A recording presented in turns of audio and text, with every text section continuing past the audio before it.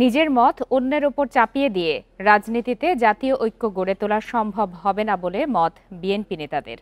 জামায়াত নেতারা বলছেন ২৪-এর ঐক্য নষ্ট হলে সবকিছুই হারিয়ে যাবে। আর ঐক্যের নামে আওয়ামী লীগকে পুনর্বাসন না করার দাবি বিশিষ্টজনদের। বুধবার রাজধানীতে এক অনুষ্ঠানে এসব কথা বলেন তারা।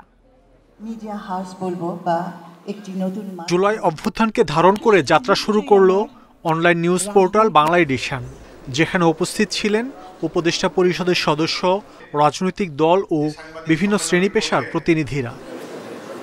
শুরুতেই ভার্চুয়ালি যুক্ত হয়ে বক্তব্য রাখেন বাংলা এডিশনের চেয়ারম্যান প্রবাসী সাংবাদিক ইলিয়াস হোসেন এবং নিউজ পোর্টালটির উপদেষ্টা পিনাকি ভট্টাচার্য ও কনক সারোয়ার।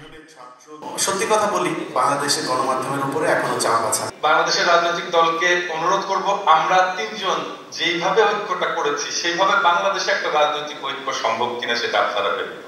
বাংলা এডিশনের কাছে নিজেদের প্রত্যাশা ও সাফল্য কামনা করেন বিশিষ্টজনেরা।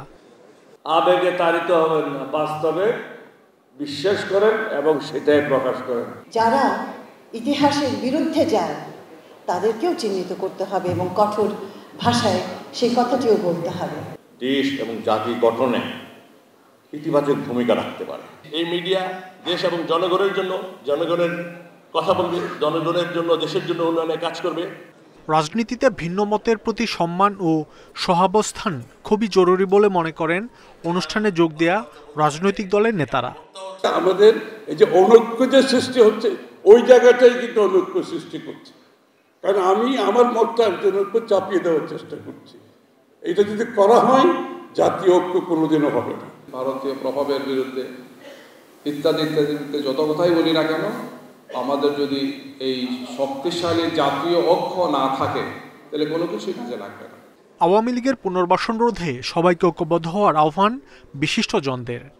যে শক্তিকে আমরা পরাজিত করেছি, নির্বাচনের নামে তাদেরকে আবার পুনর্বাসিত করবার চেষ্টা করেছি। পরে জুলাই আন্দোলনে আহত এবং শহীদ পরিবারের সদস্যদের সাথে নিয়ে উদ্বোধন করা হয় নিউজ পোর্টাল বাংলা এডিশনের।